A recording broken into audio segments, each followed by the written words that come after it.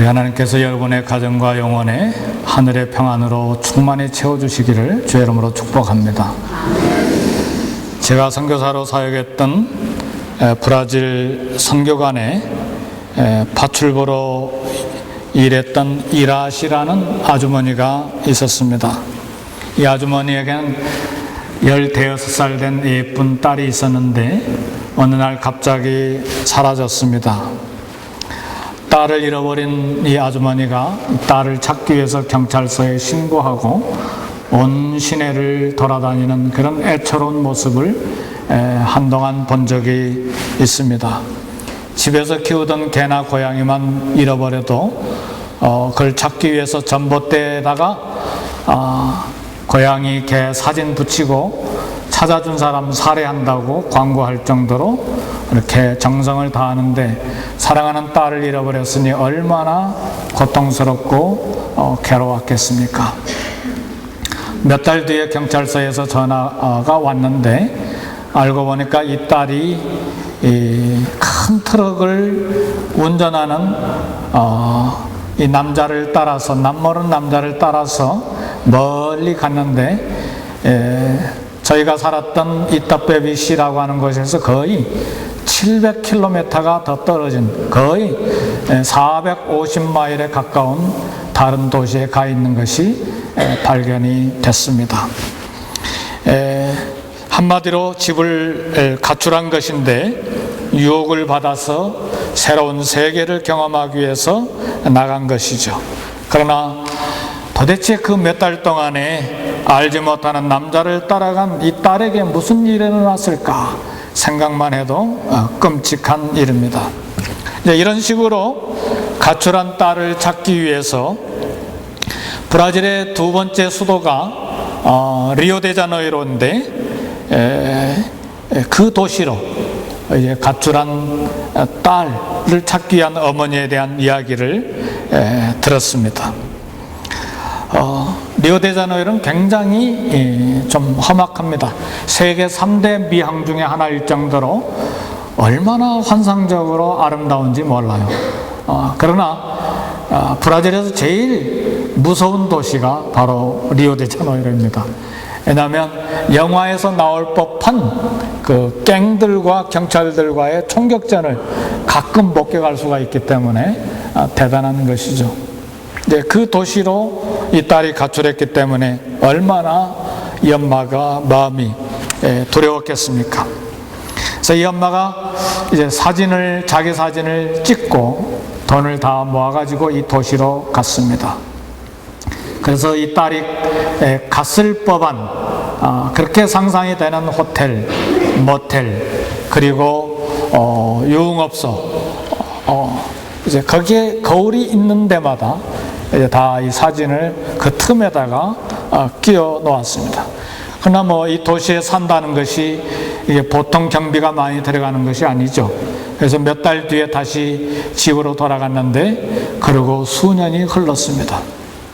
어느 날 한 여자가 호텔에서 이제 한 남자와 계단을 타고 이제 내려오는데 앞에 거울을 보고 깜짝 놀랐습니다. 불과 수년밖에 지나지 않았는데 자기 얼굴을 보니까 15년도 더 지난 것처럼 아주 늙어버린 그런 자기 얼굴을 보고 깜짝 놀라게 됐습니다. 근데 더 놀란 것은 자세히 보니까 거울 그 틈새에, 거울과 나무 그 틈새가 있잖아요. 거기에 자기 엄마 사진이 있는 것을 보게 됐습니다. 그리고 그 사진을 꺼내서 이제 보니까 그 뒤에 이런 엄마 글이 쓰여져 있었습니다. 애야, 나는 내가 무엇을 했든지 상관하지 않겠다. 나는 내가 어떤 사람이 되었든지 상관하지 않겠다. 다만 한 가지, 집으로만 돌아와 다오. 여기 나는 내가 어떤 사람이 되었든지 무슨 일을 했든지 나는 상관하지 않겠다고 하는, 그리고 다만 집으로만 돌아와 다오, 이 말 속에는 엄마의 무조건적인 사랑이 들어 있습니다. 딸의 모든 행위를 다 용서하고 무조건적인 사랑을 쏟아붓기 위한 이 찢어질 듯한 엄마의 심장만이 남아있다는 것을 그 글 속에서 보여줍니다. 오늘 본문 요한일서 4장 19절에 우리가 사랑하면 그가 먼저 우리를 사랑하셨음이라 그랬습니다. 우리가 먼저 하나님을 사랑한 것이 아닙니다. 하나님이 저와 여러분을 먼저 사랑하셨습니다. 우리는 자녀들이 부모를 먼저 사랑할 수 있다고 믿지 않습니다. 우리가 아이들을 보면 알지만 아기들은 엄마가 신체적으로 피곤한지, 경제적으로 어려움을 겪고 있는지, 정신적으로 고통을 겪고 있는지 전혀 상관하지 않습니다. 다만 자신의 필요를 위해서 떼를 쓰고 울부짖는 본능만을 가지고 있는 것이 아이들입니다. 우리 인간이 그렇습니다. 인간이 먼저 하나님을 사랑한다고 하는 것은 불가능한 일입니다. 사랑은 하나님으로부터 시작되는 것입니다. 보세요. 태양으로부터 나오는 빛이 없으면 어떤 별들도 어떤 달도 빛을 발할 수가 없습니다. 마찬가지로 사랑은 먼저 하나님으로부터 흘러나오는 것입니다. 이런 하나님의 사랑과 용서는 우리가 하나님을 알기 훨씬 이전에 작정된 것입니다. 에베소서 1장 4절 5절을 말합니다.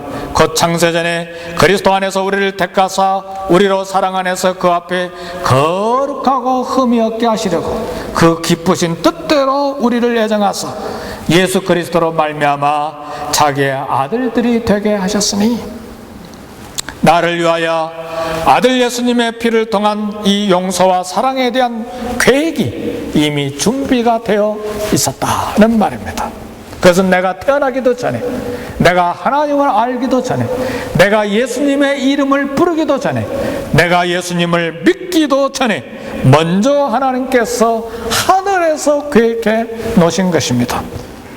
그래서 하나님께서 먼저 나를 사랑하셨다는 사실 때문에 우리는 감격합니다.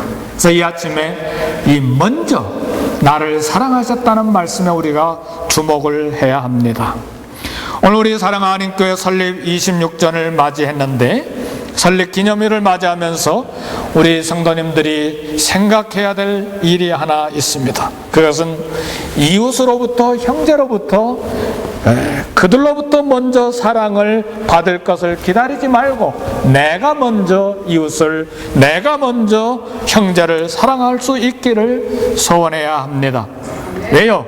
우리 사랑하는 교회 교인으로서 정체성은 사랑에 있기 때문에 그렇습니다. 그래서 우리 교회 이름이 뭐예요? 사랑하는 교회예요.